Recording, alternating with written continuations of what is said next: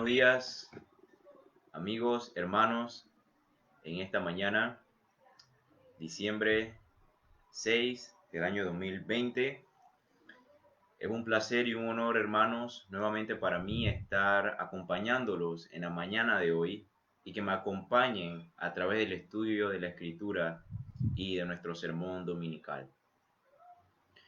Nuestro título hoy se llama Unidad en Cristo. Seguimos, hermanos, la serie de Primera de Corintios que comenzamos ya hace un par de domingos atrás. Y nuestro texto en la mañana de hoy, para que lo vaya buscando, hermanos, va a ser Primera de Corintios, capítulo 1, versículo del 10 al 17. Nuevamente el título de la serie se llama La verdadera iglesia. Ahora vamos a ver en nuestro sermón cómo la verdadera iglesia de Dios es una iglesia unida, pero unida en Cristo. Antes de empezar, me gustaría que vayamos al Señor en oración. Padre nuestro, gracias Señor por este día, por tu amor y por tu misericordia. Te pedimos sabiduría e inteligencia para mí y para cada uno de mis hermanos que nos escuchan, Señor. Abre nuestros corazones, que tu Espíritu Santo abra también nuestros ojos espirituales para poder, Señor, entender tu palabra, asimilarla y ponerla en práctica, Señor. Señor, confronta nuestros corazones, Padre. Ayúdanos a arrepentirnos, Padre, del pecado que hemos hecho y que hacemos en contra tuya y en contra de tu iglesia. Te pedimos, Señor, que la palabra de hoy sea como un bálsamo a nuestros corazones. En el nombre de Cristo Jesús. Amén y amén. Bien, como les había dicho, hermanos, nuestro texto va a ser Primera de Corintios, capítulo 1, versículo del 10 al 17. Y como título tenemos Unidad en Cristo, de esta serie de Primera de Corintios que titulamos La verdadera iglesia. Muchas veces vemos cómo las peleas, las rivalidades y los conflictos, hermanos, son parte de nuestro día a día. Han sido parte de nuestras vidas desde el primer amanecer de la historia. Muchos bebés lo podemos ver y lo seguimos viendo cada día, cómo ellos pelean y discuten, quizás por un sonajero, quizás por un chupón o por un juguete, aun cuando no pueden ni caminar, aun cuando todavía se cargan en brazos. Vemos cómo los bebés se molestan por esto. Entonces, en nuestra vida, hermanos, las peleas y rivalidades siempre han estado. Desde pequeño, quizás discutimos y peleamos por un sonajero. Ya cuando estamos un poco más grandes, estas peleas quizás vienen ahora por un juguete más grande. Cuando crecemos también, nuestras peleas con nuestros hermanos siguen ahí. Los amigos también se pelean. Luego en la escuela, quizás seguimos peleando con nuestros profesores o con nuestros compañeros. Una vez ya estemos trabajando, también hay pelea en los negocios y en los trabajos. Entonces, vemos, hermanos, que aún mejores amigos entran en conflicto y en divisiones y en rivalidades. Los esposos también lo hacen. Los socios de empresas tampoco se quedan atrás. Hasta las ciudades, hermanos, pelean e incluso las naciones. Y estas peleas entonces a veces se convierten en guerras. Pero sabemos por la palabra de Dios que la fuente de todas estas peleas es siempre la misma, y es la naturaleza depravada y egoísta del ser humano. Después de Pentecostés, una vez el Espíritu Santo había descendido en Pentecostés y los apóstoles acababan de ser llenados de poder, la palabra nos dice que ellos estaban en perfecta armonía unos con otros, compartiendo, regocijándose, adorando y dando testimonios juntos. Se nos dice que ellos perseveraban unánimemente cada día en el templo, alabando a Dios y teniendo favor con todo el pueblo. Y termina diciendo, y el Señor añadía cada día a la iglesia los que habían de ser salvos. Hechos capítulo 2, 46, 47. Esta unidad que esta iglesia en el primer siglo tenía, daba frutos, y esos frutos se podían ver en su relación unos con otros. Esos frutos se podían ver en su testimonio, en el testimonio que ellos daban al mundo y en su alabanza y cómo glorificaban a Dios. Ahora vamos a ver cómo entre los muchos pecados de la iglesia de Corintios y muchos defectos que tenían también, las rivalidades, las disensiones y las divisiones son las que Pablo escogió para tratar primero en su carta. Ahora, esta iglesia de Corintios, recordemos, hermanos, que también era del primer siglo, pero carecía de unidad.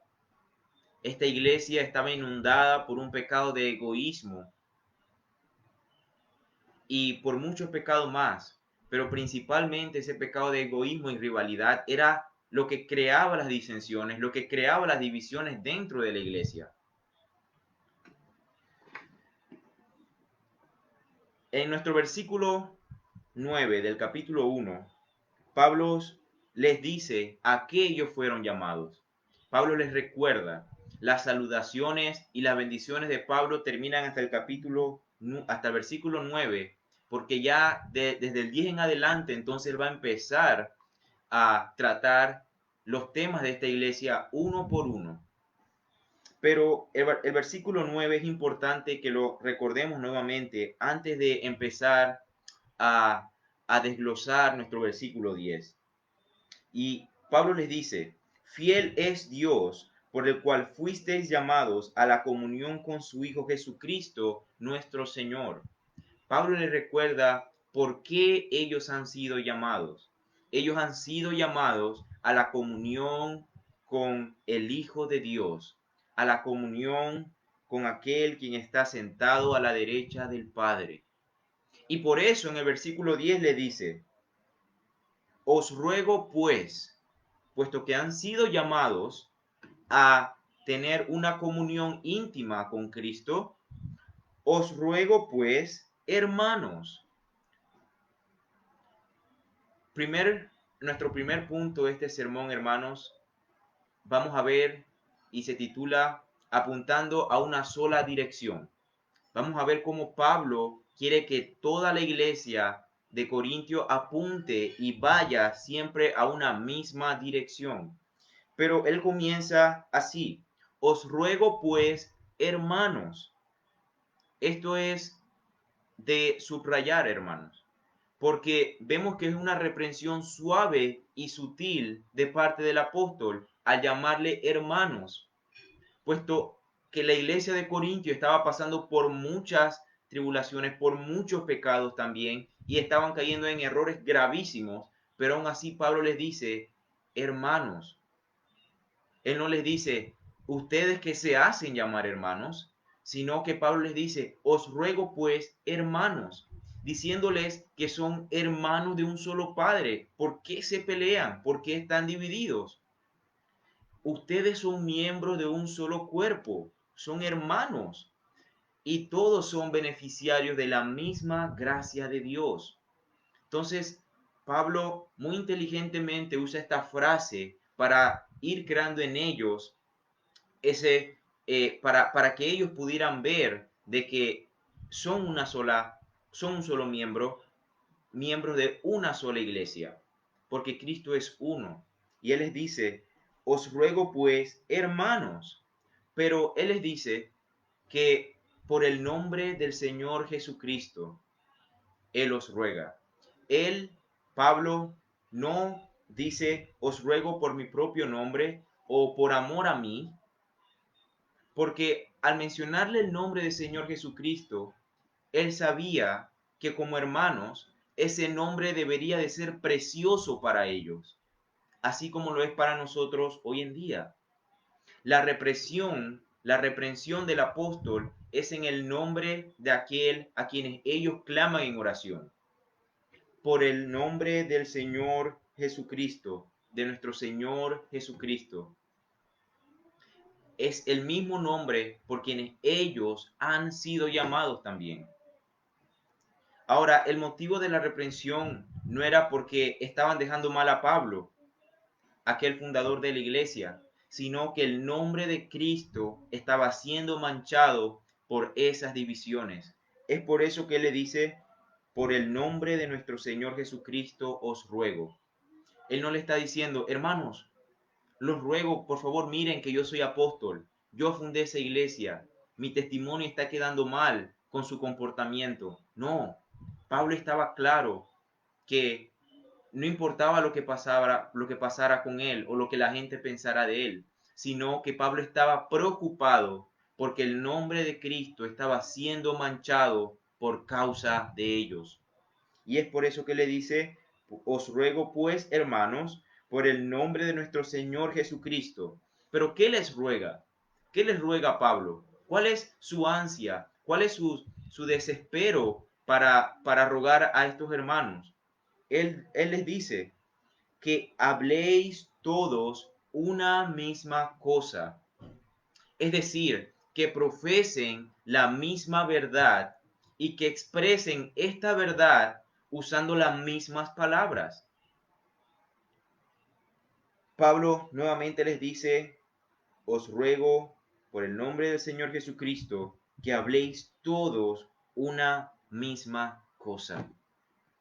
Hermanos, la iglesia del Señor tiene que profesar la misma verdad todos sus miembros.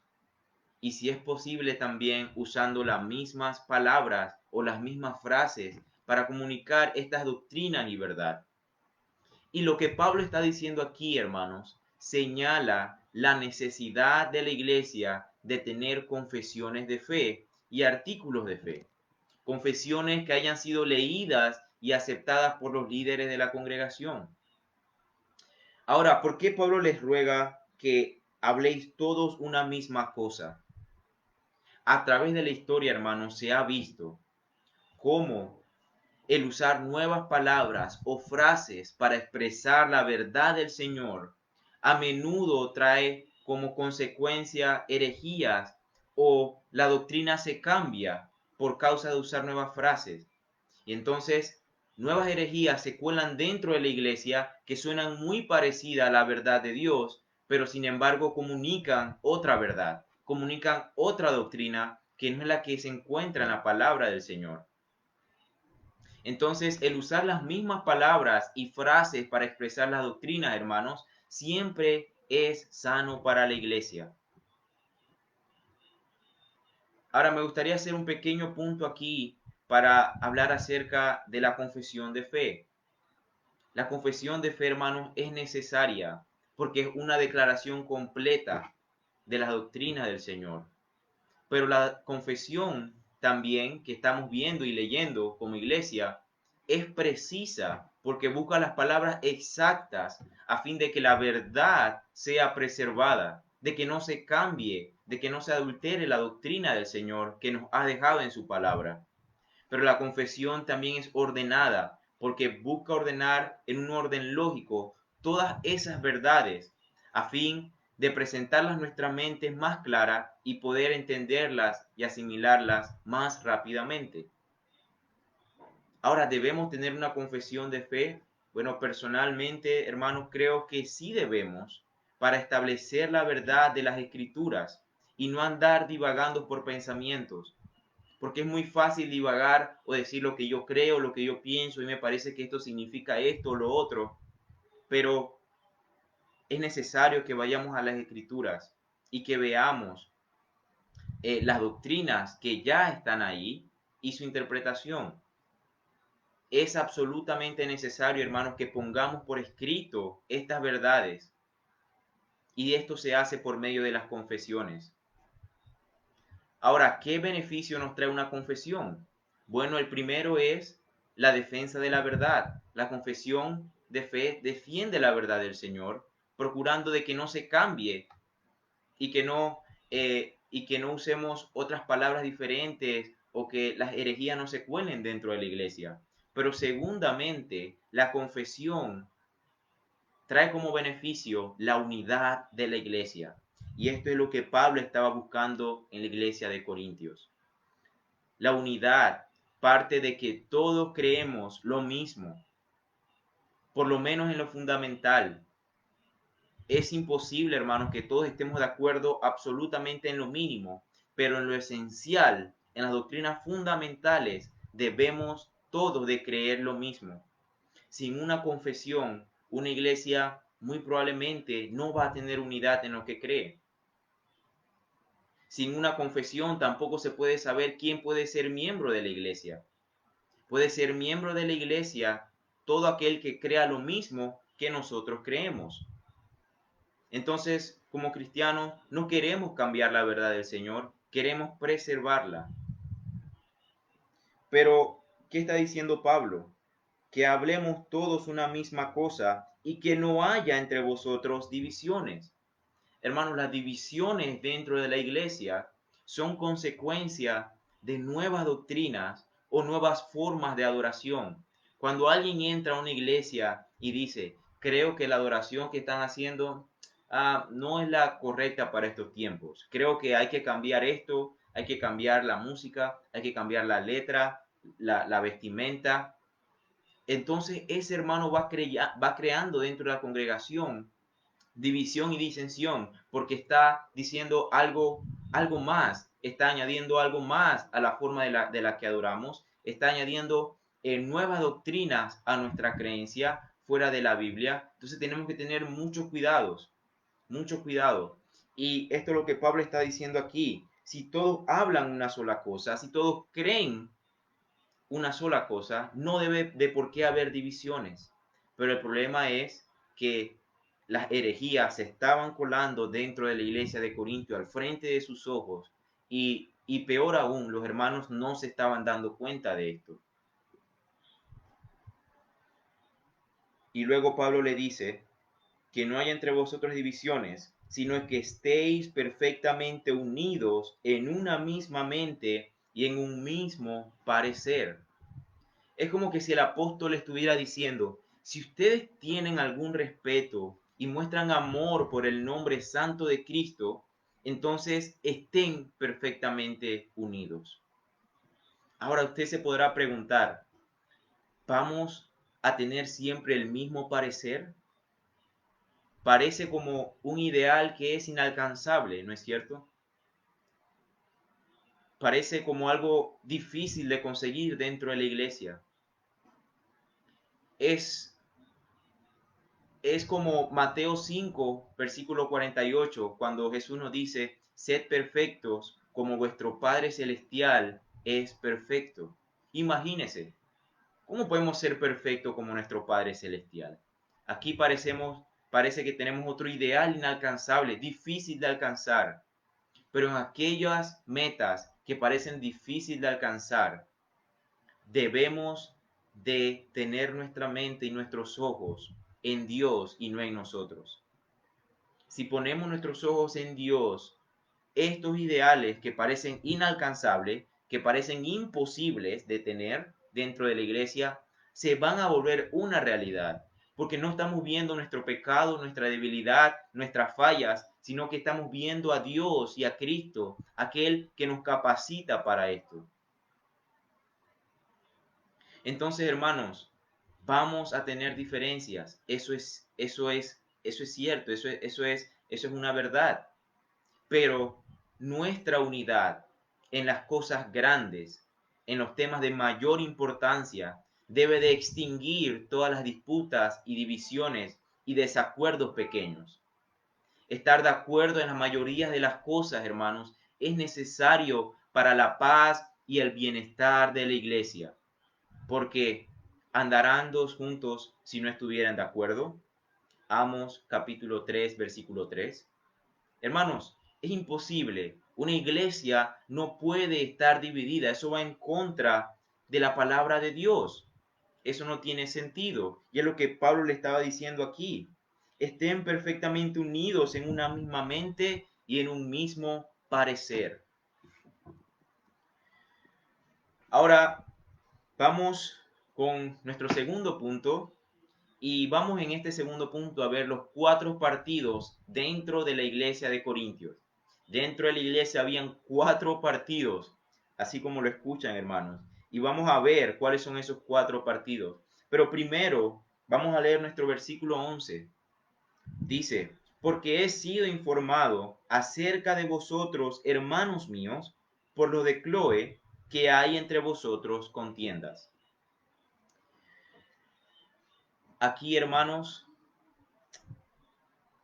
vemos que hay un grupo de hermanos, y por lo que Pablo dice es la familia de Cloe, que toma acción al ver toda esta perversidad, al ver todo este pecado dentro de la iglesia, y no se queda callada, sino que esta familia de Cloe decide comunicar al apóstol Pablo lo que estaba pasando la iglesia de Corinto.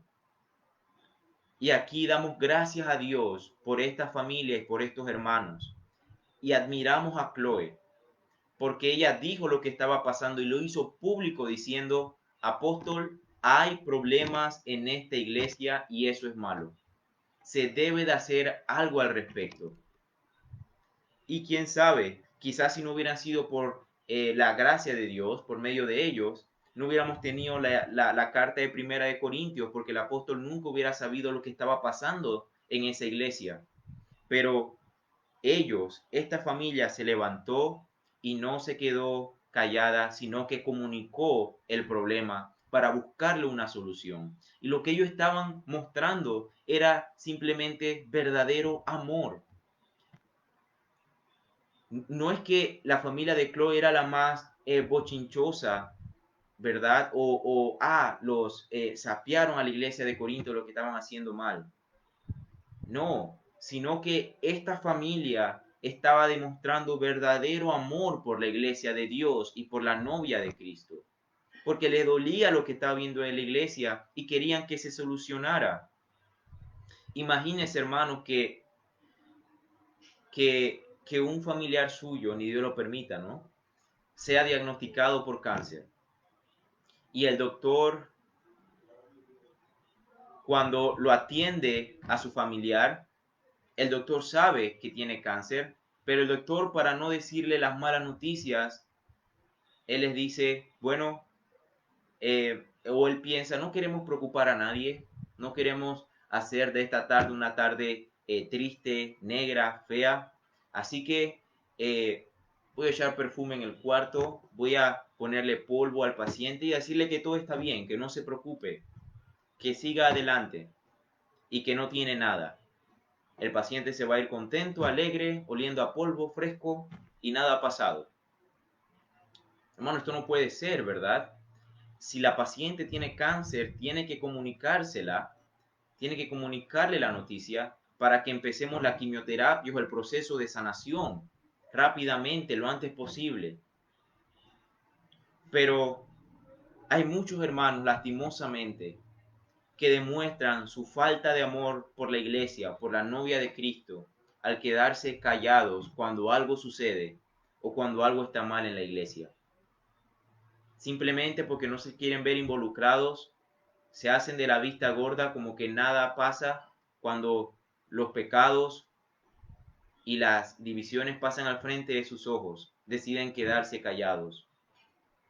Hermanos, como cristianos debemos alzar nuestra voz ante ante cualquier pecado que vemos dentro de la iglesia. ¿Para qué? No como tener como meta que expulsen al hermano, que pongan en disciplina al hermano o para regañar al hermano. No, al contrario, sino por amor, porque queremos ver que ese hermano o que ese grupo de hermanos se reconcilie con el Señor para que todos volvamos a tener la misma unidad en Cristo. Y esto es lo que hizo la familia de Chloe. Entonces ella comunicó y dijo, hay entre vosotros contienda. Y luego Pablo dice, quiero decir que cada uno de vosotros dice, aquí tenemos los 4 partidos, yo soy de Pablo, yo de Apolos, y yo de Cefas, y yo de Cristo. Tenemos entonces a Pablo, tenemos a Apolos, tenemos a Pedro, o a Cefas, que tenía por apodo original Pedro, Y tenemos también que estaban usando el nombre de Cristo para crear sus divisiones. Entonces, con estos cuatro nombres podemos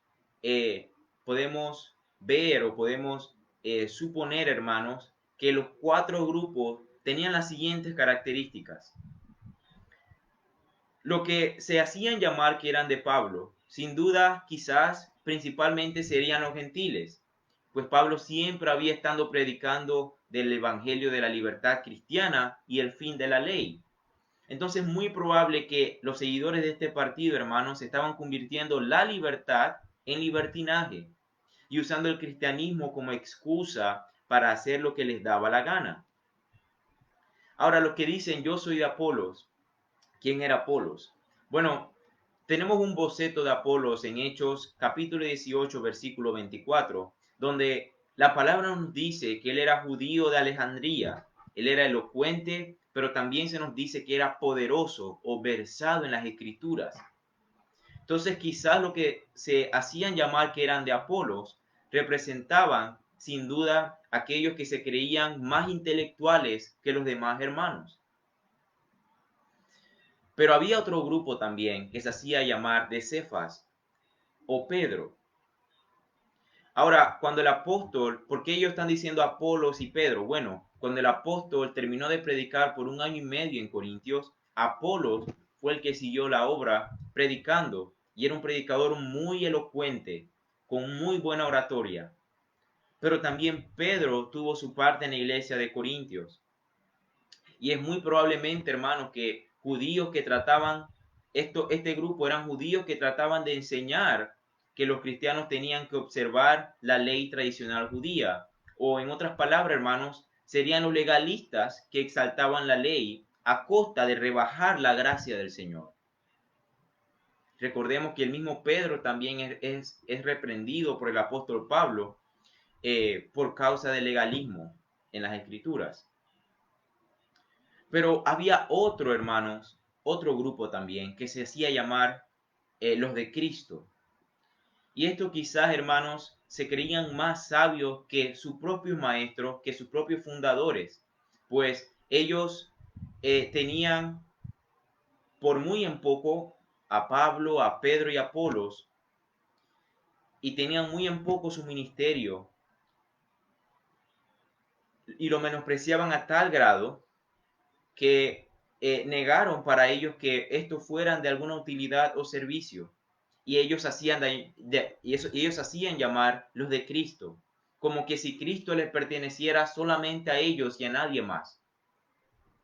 Mientras que los otros partidos tenían entonces muy encima a los hombres, como a Pablo, a Pedro y a Apolos, estos, los de este partido, los tenían muy por abajo, que ni siquiera lo tomaban en cuenta y creían que Cristo solamente era de ellos. Entonces, hermanos, vemos cómo algunas personas pueden ser tomadas en culpa también al usar el nombre de nuestro Señor Jesucristo para engañar a los hombres o dividir también sus intereses. Y esto lastimosamente lo vemos hoy en día a montón, como falsos maestros toman el nombre de Cristo para dividir la iglesia, para sus propios intereses. Hermanos, y todos estos cuatro partidos que se mencionan en la iglesia de Corintio muestran una sola cosa, y es la depravación humana, la depravación de nuestro corazón, de nuestra naturaleza. Es tan visible esta depravación, hermanos, en el orgullo que sale de nosotros. Aquí vemos un grupo de personas orgullosas, creyéndose más que otros, dividiendo la iglesia. Hermanos, nosotros somos tan malos que somos capaces de usar el evangelio como motivo de contienda. El orgullo, hermanos, tenemos que tener mucho cuidado con el orgullo. Nos puede llevar a hacer cosas absolutamente terribles y espantosas. Este orgullo, hermanos, del cual nos tenemos que cuidar, llevó a los cristianos de Corintios, y miren que estoy diciendo cristianos, pues Pablo los llama así, los llama hermanos, eran cristianos. El orgullo llevó a los cristianos de Corintio a poner a Cristo en contra de sus propios apóstoles, como compitiendo entre sí.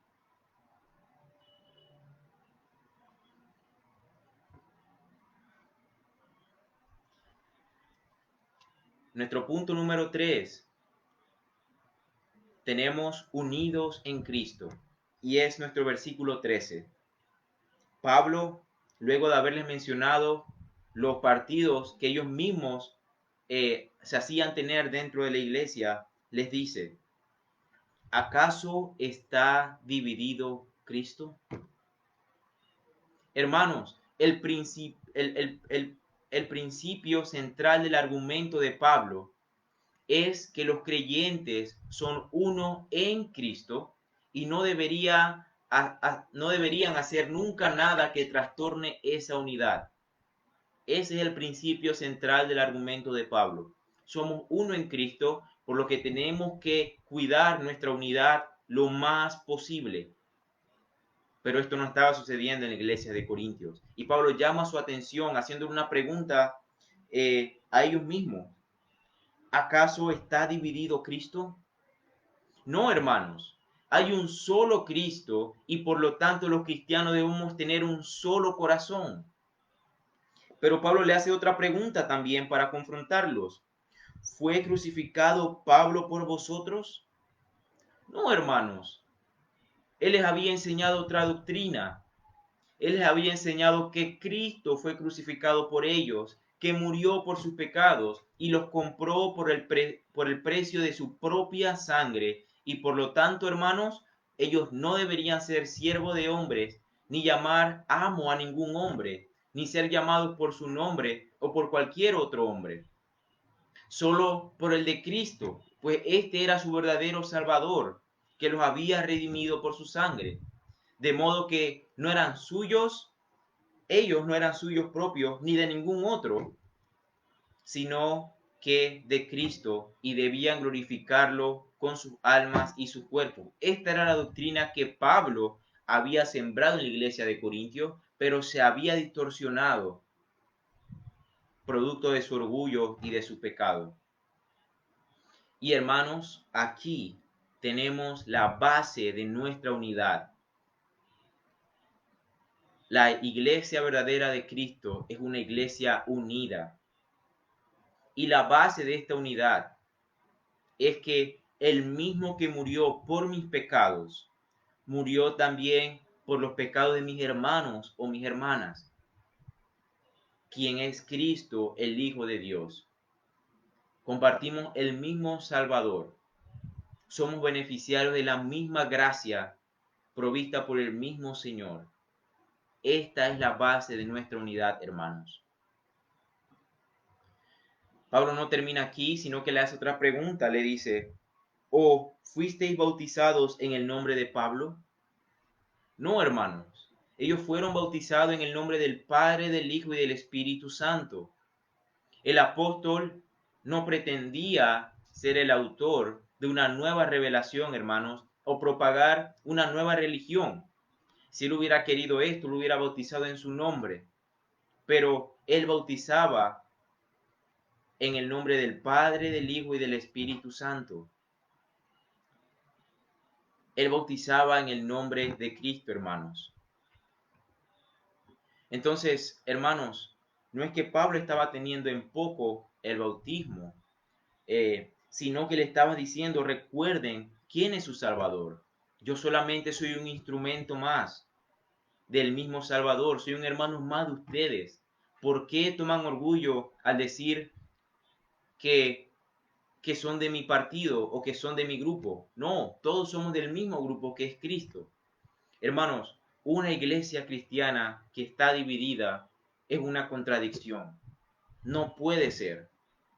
Primera de Corintios capítulo 6 versículo 17. Pero el que se une al Señor, un espíritu es con él. Primera de Corintios capítulo 12 versículo del 2 al 13. Porque así como el cuerpo es uno y tiene muchos miembros, pero todos los miembros del cuerpo, siendo muchos, son un solo cuerpo, así también Cristo.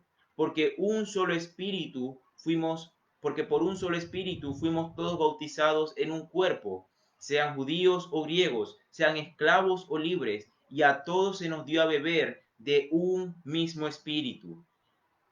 Romanos capítulo 12 versículo 5. Así nosotros, siendo muchos, somos un cuerpo en Cristo y todos miembros los unos de los otros. Efesios capítulo 4, versículo del 4 al 6. Un cuerpo y un espíritu, como fuisteis también llamados en una misma esperanza de nuestra vocación. Un Señor, una fe, un bautismo, un Dios y Padre de todos, el cual es sobre todos y por todos y en todos. Hermanos, estar divididos en el cuerpo de Cristo va en contra de nuestra naturaleza redimida y en oposición directa a la voluntad de nuestro Señor. Hermanos, nuestro propio Señor Jesucristo, presten atención a esto, nuestro propio Señor Jesucristo, en su oración más larga que tenemos registrada en la palabra, que se encuentra en Juan capítulo 17, versículo del 21 al 22, Jesús intercedió por los que eran suyos y por los que vendrían después. Y en ella aparece incluida esta bella exhortación a la unidad de parte de nuestro Señor. Dice así: para que todos sean uno, como tú, oh Padre, en mí y yo en ti, que también ellos sean uno en nosotros, para que el mundo crea que tú me enviaste. La gloria que me diste yo les he dado, para que sean uno, así como nosotros somos uno. Hermanos, nuestro propio Señor Jesucristo estaba orando por la futura unidad de su iglesia. Nuestro Salvador quiere que seamos uno como iglesia.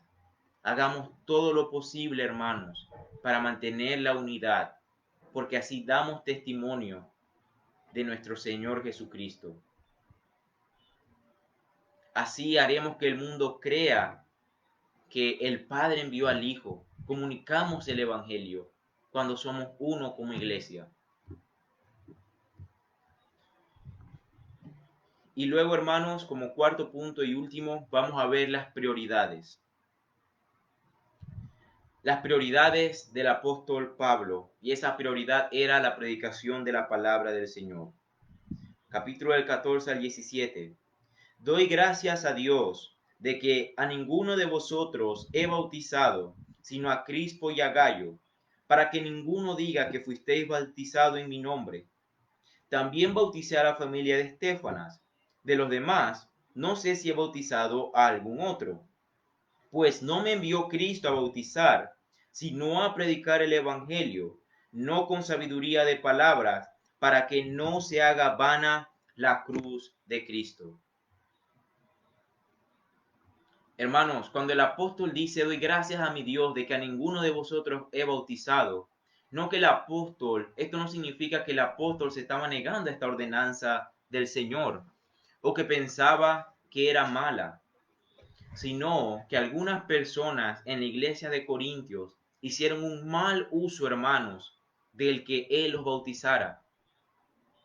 Y por lo tanto el apóstol estaba muy agradecido de que la providencia del Señor lo ordenara de tal manera a que la mayor parte de la iglesia fueran bautizadas por otros ministros.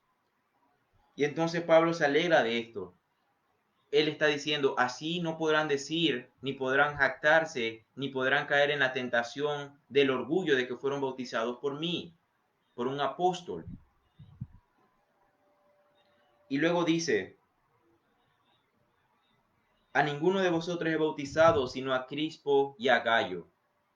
El primero de ellos, que fue Crispo, se nos dice que era el principal gobernante de la sinagoga judía. Era gente muy prominente. Y que al oír al apóstol Pablo, creyó en Cristo y fue bautizado por él. Hechos 18:8. Y Gayo era un hombre hospitalario y era aquel que le daba casa al apóstol Pablo mientras él estaba en Corintios. Romanos 16:23. Entonces, hermanos, nuestra prioridad junto con la del apóstol Pablo tiene que ser predicar el Evangelio. Tenemos que saber ¿Cuáles son las prioridades de nuestras vidas, hermanos? Pero, y luego Pablo dice, también bauticé a la familia de Estefanas. De los demás, no sé si he bautizado a algún otro. Estefanas se nos dicen que ellos, la familia de él fue la primicia de Acaya. Y Pablo nos dice que él también bautizó a la familia, pero el apóstol no recuerda si había bautizado a alguien más. Entonces, en algo tan sagrado, tan importante para nosotros como cristianos, y especialmente nosotros que nos llamamos bautistas, es el bautismo. Estos versículos, hermanos, no quiere decir que Pablo estaba menospreciando el bautismo por ningún modo. Al contrario, el apóstol se llenaba de gozo cada vez que había nuevas almas para bautizar, sino que producto del pecado de los corintios, para evitar que ellos se inflaran en su orgullo y en la tentación, él estaba diciendo, gracias a Dios que la mayoría de ustedes fueron bautizados por otros ministros y no por mí. Y luego tenemos el versículo 17. Pues no me envió Cristo a bautizar, sino a predicar el Evangelio, no con sabiduría de palabras, para que no se haga vana la cruz de Cristo. Hermanos, hoy en día, muchas supuestas iglesias con movimientos como el Evangelio de la Prosperidad, que no es el Evangelio en absoluto. Estas iglesias tienen muchos seguidores y se podrían decir que tienen éxito terrenal. Ustedes buscan estas iglesias, hermanos, principalmente en los Estados Unidos, Costa Rica, Centroamérica también. Ustedes van a ver que tienen miles y miles de personas cada domingo. Tienen 3 cultos por domingo, todos llenos. Pero déjenme decirle, hermanos, que el éxito de esas supuestamente iglesias que no son iglesias se debe a la fuerza de palabras seductoras y a la fuerza de persuasión de sus líderes.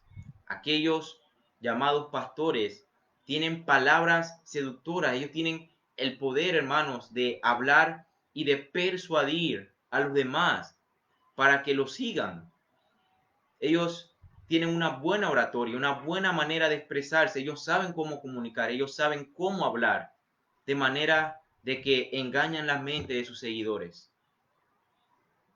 Así que no se extrañe, hermanos, si estas iglesias siempre están llenas y no crea que es por el Espíritu de Dios, porque ellos no predican el Evangelio.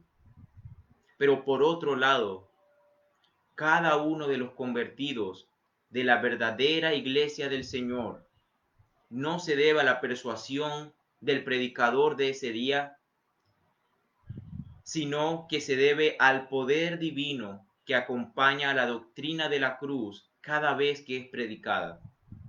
Y es lo que Pablo está diciendo aquí, hermanos. Pablo les dice que Cristo no me envió Cristo a bautizar, sino a predicar el Evangelio, no con sabiduría de palabras, para que no se haga vana la cruz de Cristo. Pablo no buscaba persuadir, ni buscaba palabras filosóficas para presentar el Evangelio. Él presentaba el Evangelio llana y plenamente, porque el objetivo de él y el nuestro al predicar el Evangelio es que los pecadores se enfrenten claramente con la grandeza del Señor y puedan ver su pecado y arrepentirse. No tenemos que usar palabras persuasivas, no tenemos que tratar de engañar a nadie, hermanos, porque no va a servir.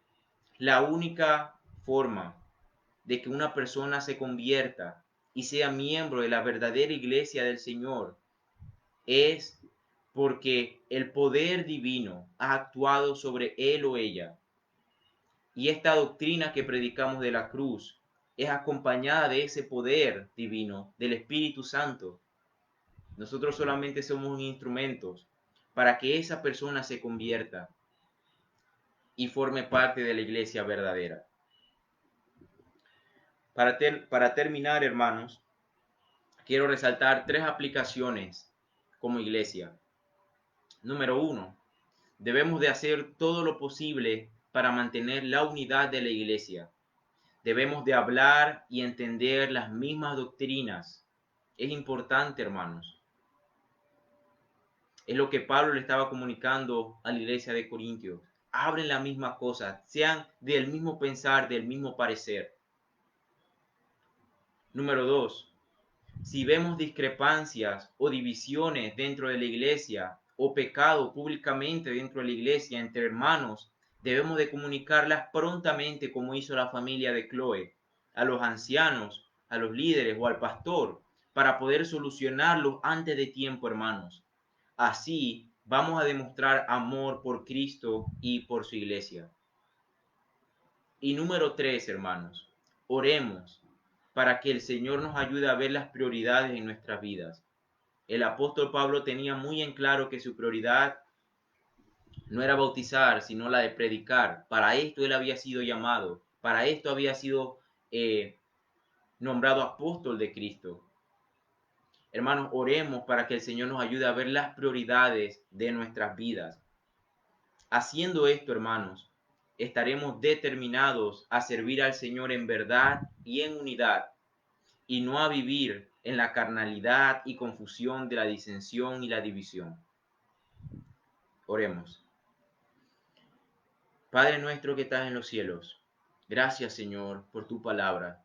Gracias por tu Espíritu Santo, que nos ayuda a entenderla, que nos ayuda a ver estos tesoros y estas verdades que están en ella, Señor. Padre, te pedimos que nos ayudes a estar unidos. Recuérdanos que somos miembros de un solo cuerpo. Recuérdanos que tú no estás dividido. Por lo tanto, tenemos que tener un solo corazón, todos apuntando a una misma dirección, que es glorificar y exaltar tu nombre. Oh Señor, recuérdanos, Padre, que tú mismo oraste por la unidad de tu iglesia. Tu deseo es que tu iglesia sea una sola, para que tu nombre no sea manchado y que el testimonio del Evangelio sea cada día más veraz. Gracias, Cristo. Llénanos de gracia y de misericordia para mantener esta unidad dentro de nosotros. Gracias, Señor, por tu amor. En el nombre de Jesús. Amén y amén. Este ha sido, hermanos, el tercer sermón de nuestra serie La Iglesia Verdadera de Primera de Corintios. Todavía no acabamos con el primer capítulo, pero creo que ha sido de gran bendición y de gran edificación para la iglesia. Pero, hermanos, que lean toda la carta de Primera de Corintios, los exhorto para que ya tengan una idea de lo que se va a predicar la próxima vez que nos den la oportunidad, y también tengan una idea del contexto de lo que estaban pasando en la iglesia y puedan entender un poco más el mensaje. Me despido de ustedes, hermanos, que tengan un excelente domingo con sus familias, meditando en Cristo y en sus verdades. Que Dios los bendiga.